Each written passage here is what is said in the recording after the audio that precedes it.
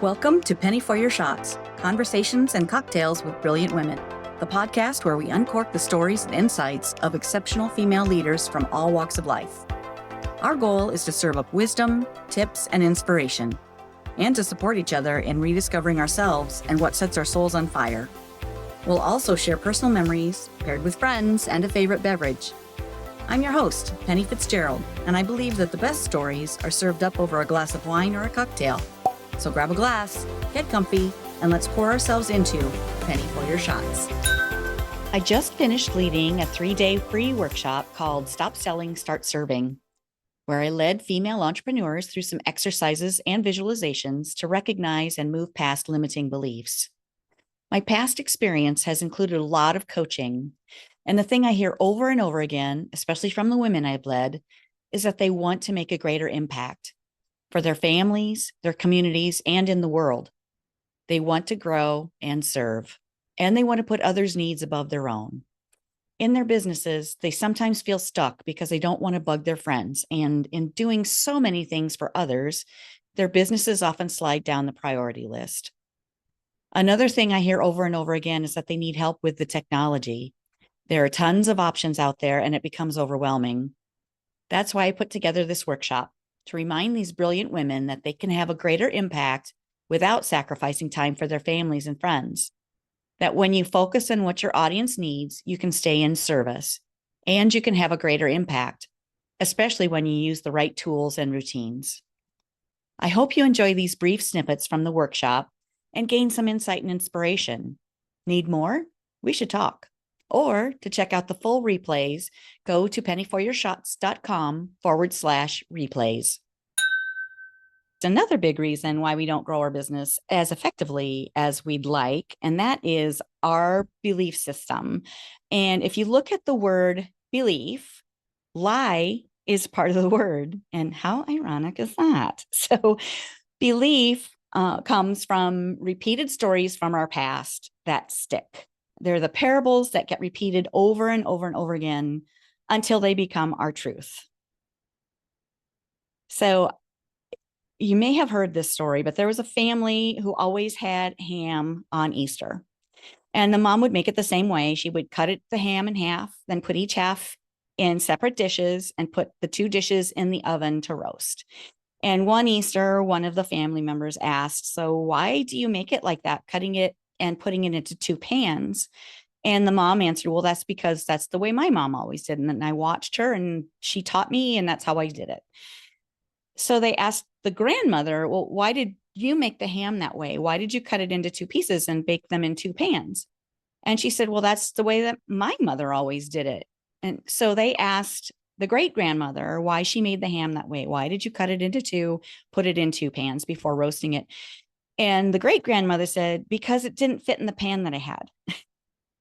So it was the way it had always been done, and it had been handed down from generation to generation to generation. That's the way that they saw it had been done. That's the way that they kept doing it.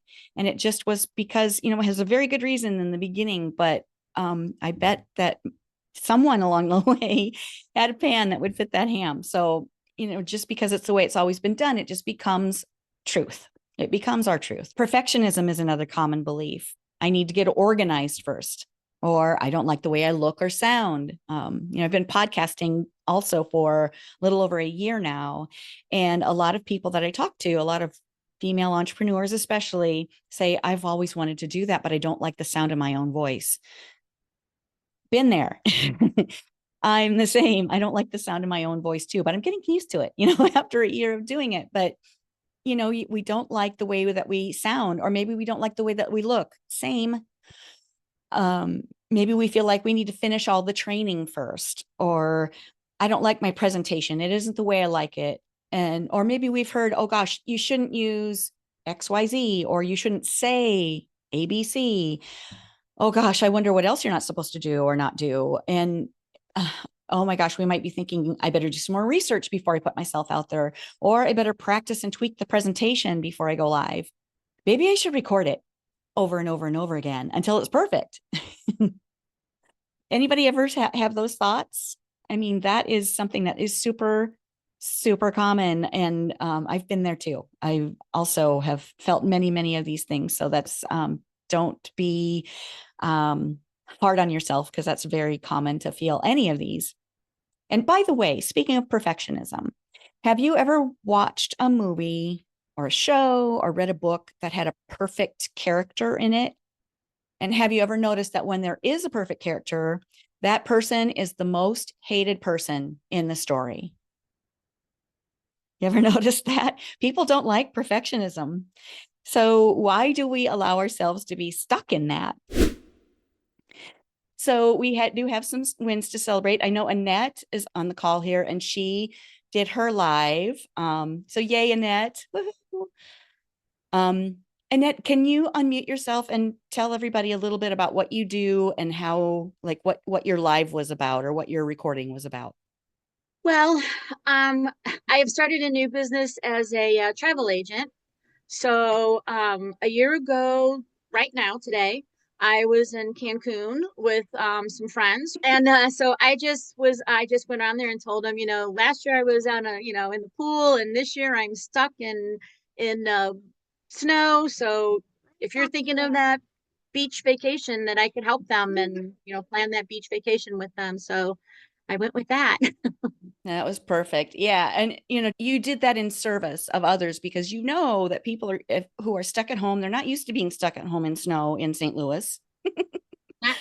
Yeah, not this much. No, no, no. So that was in total service of your people. You knew that some would be like, oh my gosh, I got to get out of here.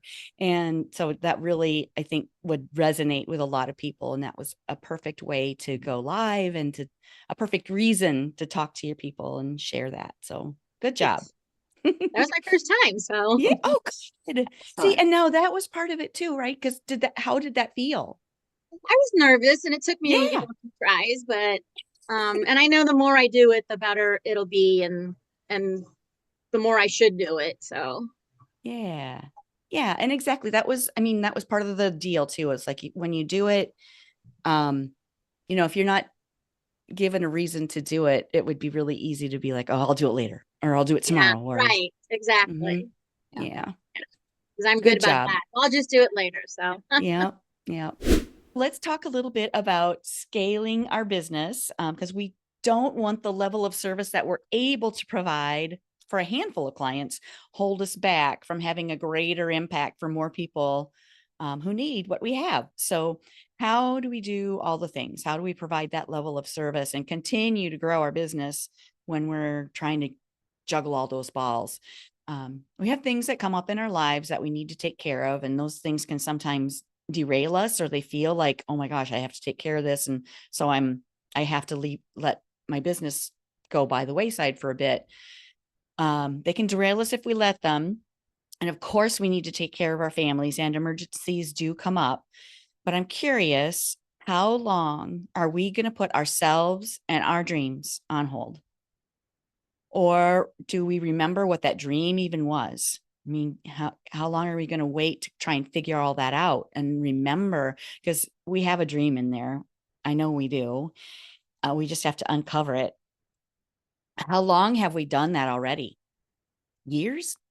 One emergency turns into another, and we feel the tug from all directions. I've been there too. Going through my mom's decline with Alzheimer's, her death, and then followed a month later by a close aunt who had no children of her own. So his cousins took care of her and the responsibilities for planning her burial, even. My dad fell a few weeks later and broke his hip at the age of 98 and had surgery. And then he went into the care center. Um, I'm not saying this for a pity party at all. I'm so incredibly grateful for the time that I could spend with them because I was an entrepreneur, because I had my own business. I was able to structure it and spend more time with them and with my dad over the next 6 years and take him to his appointments, his doctor appointments, everything until he was nearly 103. I had him for a long time and I'm so grateful for that. I had him to myself and I could ask him more questions about his life, and he was in his late 40s when I was born. So I had a lot to catch up on. I had a lot to ask him. And I heard some stories from his friends too, by the way. That was like, whoa, wow, okay. I didn't know he was that. So fun. I'm really grateful for that time that I could spend with my folks and my aunt. And I was able to hold their hands as they left this world. And that is just such a privilege. And I'm so grateful for that. There are definitely situations where you can't do business normally and things will come up that we have to take care of. But I'm here to tell you that when you have your systems in place, your business can keep going even when you're not available. It may look a little different during emergencies, but with the right systems, your business doesn't stop. You can keep moving towards your goals and dreams. Thank you for listening. If you'd like more information or would like to listen to the full replays, they are free and available by going to pennyforyourshots.com/replays. Cheers. That's a wrap on another spirited episode of Penny for Your Shots, conversations and cocktails with brilliant women. I hope you've enjoyed the intoxicating blend of wisdom, wit, and wonder that these incredible women bring to the table. Check out the show notes for links to resources referenced in today's episode. And remember to subscribe and raise a glass with me every Thirsty Thursday as we continue to serve up inspiration, celebrate resilience, and reignite the passions that set our souls on fire. If you've loved what you've heard, please share the podcast far and wide and leave a sparkling 5-star review to let me know your thoughts. It would also help tremendously if you would visit pennyforyourshots.com and subscribe to learn when new episodes are available and pick up my free recipe. In the meantime, remember that your story deserves to be served and savored. Cheers to your brilliance and of women everywhere. Until next time, keep sipping and experiencing life's extraordinary moments.